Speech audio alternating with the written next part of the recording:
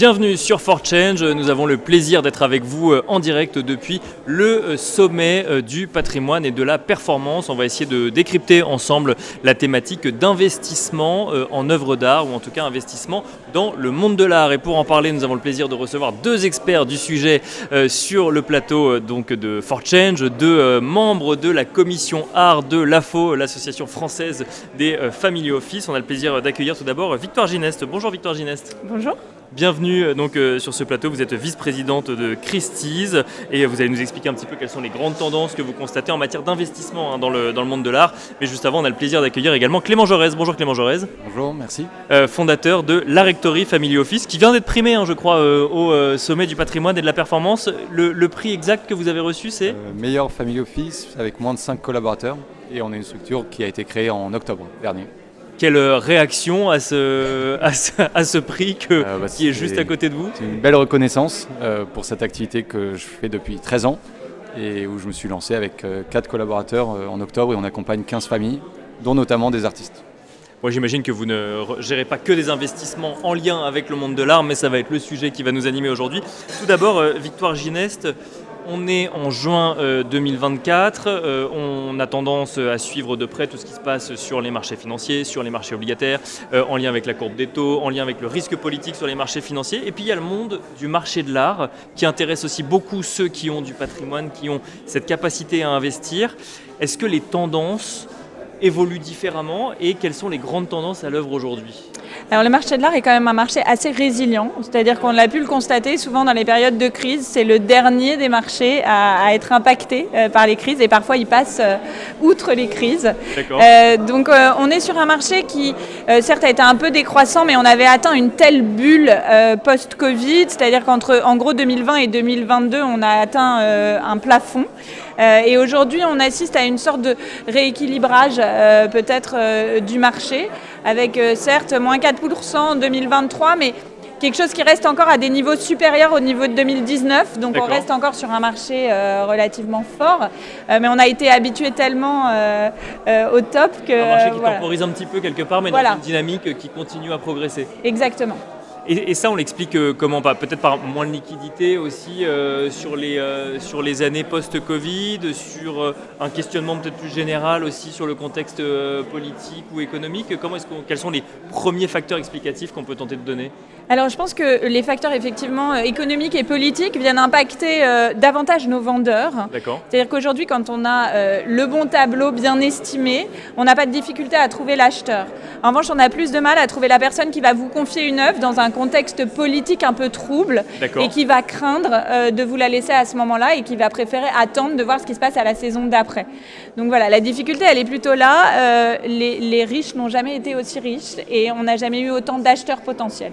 Et pour autant, dans la décision de vente, donc de se séparer d'un bien mais d'en retirer une somme d'argent, on préfère que le contexte soit stable pour actionner le fait de vendre une œuvre.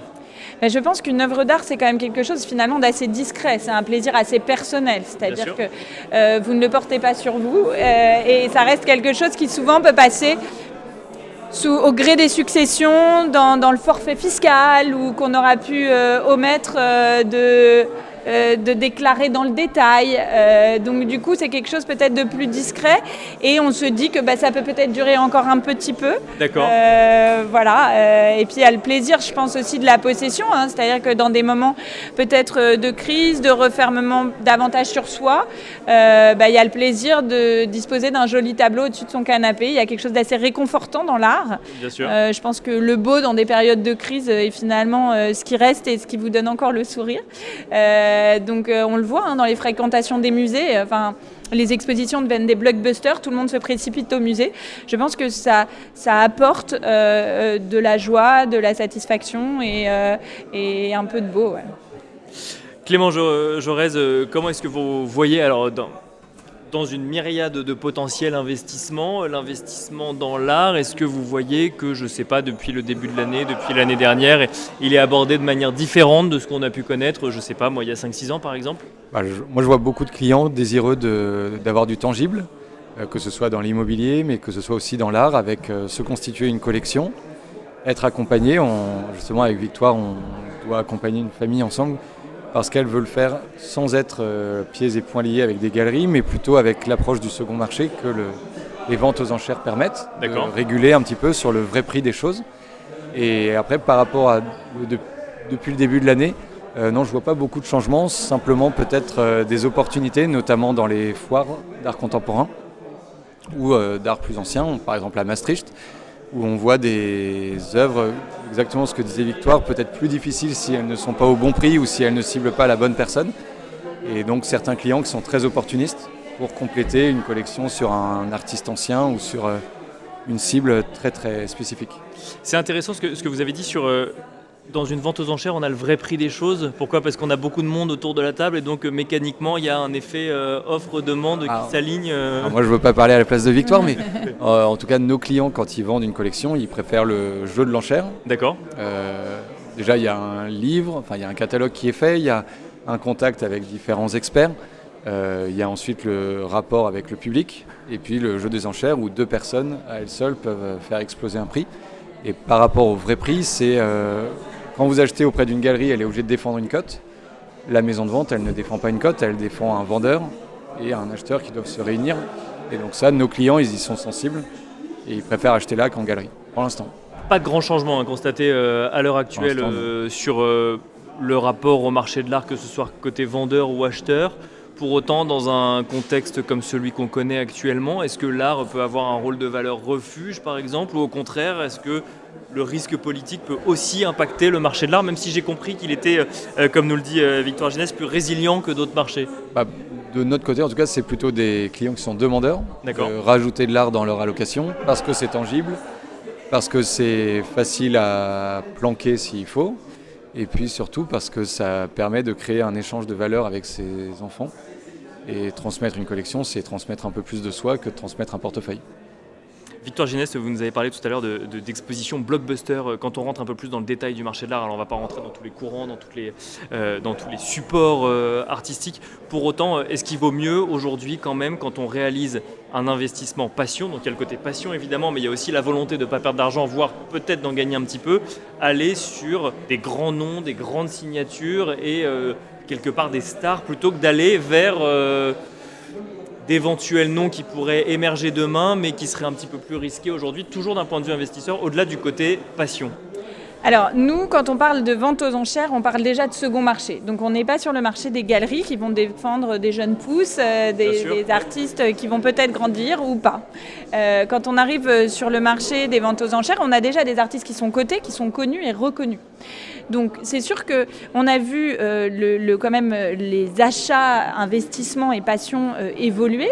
Nous, on parle même de financiarisation du marché de l'art aujourd'hui parce qu'on a vu des mécanismes se mettre en place sur des œuvres d'art contemporain, telles que la garantie par exemple, qui est un mécanisme très financier, qui a pris énormément de place dans les ventes de New York pour des œuvres à plusieurs millions. Un tiers va venir garantir la valeur du bien avant la vente. Et ça, c'est des mécanismes extrêmement financiers qu'on ne connaissait pas avant. Donc, on voit quand même qu'il y a un intérêt de nouveaux acheteurs avec cette vision très financière. Maintenant, ça existe beaucoup sur l'art, malgré tout contemporain, mais l'art contemporain établi. Donc, on parle d'artistes qui ont déjà une cote, des expositions, une vie muséale. Là, je vous parle de Julie Méretout, d'Anselme Kiefer, de Yayoi Kusama, et une place très importante aussi accordée aux artistes femmes. Donc les artistes femmes, on en parlait un peu plus tôt ce matin, par exemple John Mitchell, qui est une femme, il y a 15 ans, une œuvre de John Mitchell valait peut-être autour de 1 à 4 millions. Aujourd'hui, une œuvre de John Mitchell se vend 20 millions. D'accord. Alors évidemment, taille comparable, enfin voilà, vous avez toujours, comme partout, toute gamme de prix. Bien sûr. Mais voilà, pour une œuvre assez similaire, la place des femmes est très mise en avant et les artistes femmes, il y a une vraie émergence et une vraie augmentation des achats et de la spéculation autour de ces artistes femmes. On peut même parler de spéculation ou en tout cas d'augmentation de valeur un peu plus qui arrive aujourd'hui un peu plus tardivement que pour certains artistes masculins? Oui, je pense qu'on peut parler en tout cas d'évolution de la société aussi, ça va avec. C'est-à-dire, en fait, le marché de l'art traduit aussi ce qui se passe dans notre société. Bien sûr. Oui. Donc voilà, donc il y a cette émergence en écho. Donc le marché de l'art, finalement, est quand même très parallèle à ce qui se passe dans la société, mais avec une certaine résilience. Clément Jaurès, je reprends cet exemple des artistes femmes par exemple, mais pour l'étendre à la stratégie qu'on peut mettre en place quand on veut se constituer une collection par exemple. Est-ce qu'il vaut mieux se laisser guider uniquement par sa passion, son attirance pour une œuvre d'art ou pour un courant artistique, ou regarder quand même des courants en termes de valorisation d'œuvres d'art, je pense que je peux aller jusque-là, et notamment ce qui se passe aujourd'hui vis-à-vis d'un certain nombre d'artistes féminines qui voient leur cote augmenter. Nous, après, on n'est pas spécialiste du tout, donc nous, notre rôle, c'est d'éclairer le client et de le mettre en contact avec les meilleurs ensuite pour arbitrer. Nous, en général, on part d'un cahier des charges qui est émis par le client avec des experts, donc ça va être une maison de vente, une galerie, un art advisor. Et puis après, c'est par les échanges où on va comprendre ce qui l'anime le plus. Mais en effet, la position des femmes, par exemple, on a une cliente qui n'investit que dans les femmes. D'accord. Parce que c'est la femme entrepreneur, donc elle va aider que des boîtes qui vont financer des startups pour les femmes. La femme malade, donc on n'accompagne que des hôpitaux autour des femmes enceintes, etc. Et donc c'est une conviction personnelle, c'est oui. Pas en lien avec une tendance non, y a sur pas le marché de l'art. Oui. Nous, pour les clients qu'on accompagne, qui sont en moyenne assez jeunes, puisque la moyenne d'âge est de 47 ans, leur appétence, elle part déjà de la volonté de se constituer un stock qui leur plaise. Et donc c'est pas que parce que ce sont des artistes féminines en général, c'est les autres clients, en tout cas, il y a une thématique, ça peut être l'Afrique, ça peut être l'art par exemple du 19e, parce que historiquement ils allaient avec leur grand-père voir un musée. Mais non, il n'y a pas de thématique vraiment financière à l'origine. Évidemment, ils n'ont pas envie de se planter, mais à l'origine, c'est un coup de cœur et une diversification de leur patrimoine. Donc d'abord un coup de cœur, d'abord un attrait personnel, et ensuite on commence à regarder des considérations un peu plus financières pour effectivement être sûr quand même de se constituer une collection d'une certaine valeur, si je comprends bien. Et qui soit revendable si leurs héritiers n'en veulent pas, et surtout qui les rassure sur ils ont investi mais ils n'ont pas fait d'erreur. Quand on se constitue une collection à Victoire Gineste, et ce sera ma dernière question, on va jusqu'à réfléchir à la transmission, comme nous le dit Clément Jaurès? Alors, c'est bien là le problème. Et c'est pour ça qu'aujourd'hui, je porte en tout cas ce message au sein de ma maison de vente. On voit ce sujet de la transmission qui n'est pas anticipé autour de l'actif art. L'art, c'est un actif un peu particulier, c'est un actif dans lequel il y a beaucoup de passion, beaucoup de subjectif, parfois aussi très égoïste. Moi, je dis souvent que les collectionneurs de livres sont souvent des hommes et les vendeurs de collections de livres sont des femmes, parce que c'est ou la femme ou la fille qui a une sorte de rejet par rapport à cette passion qui a été très personnelle et très privée. Dire un livre, on le regarde seul, donc voilà, c'était pas quelque chose de partagé. Donc du coup, oui, il y a un vrai sujet de la transmission, et puis il y a aussi un sujet autour de la valorisation de ce patrimoine. Il y a beaucoup de valeurs sentimentales à l'intérieur de cet actif, et du coup parfois des surprises. C'est-à-dire que quand les successions nous arrivent, on va leur dire « Ah ben non, la valorisation, elle n'a rien à voir avec ce que vous pensez. Mais mon père m'a toujours dit que, ou ma grand-mère en a hérité de son grand-père qui... » Bon, bref, on remonte jusqu'à Marie-Antoinette, mais en fait, non, pas du tout. D'accord. Donc en fait, c'est généralement des surprises à la baisse, j'imagine. Alors il y a les deux, heureusement, il y a les deux. Il y a encore beaucoup de découvertes. La France est un beau grenier. Donc heureusement, on fait des découvertes dans les deux sens. Nous, on est très actifs aussi en région. On fait des journées d'expertise en région pour justement aller sourcer ça.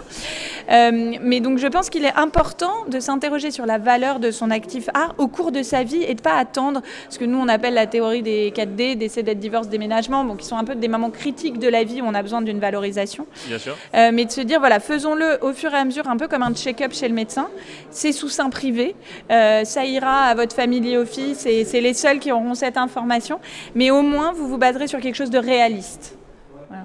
Et en sachant qu'il y a pas mal de techniques aussi d'anticipation avec les notaires qui peuvent être mises en place avec les donations, les démembrements. Donc des choses à outils finalement de gestion de patrimoine ou des outils effectivement juridiques qui peuvent permettre d'anticiper la succession ou la transmission d'œuvres d'art. Merci à tous les deux, merci Clément Jaurès, merci Victoire Gineste, félicitations encore Clément Jaurès pour votre prix et on se retrouve très vite sur For Change en direct donc du sommet du patrimoine et de la performance.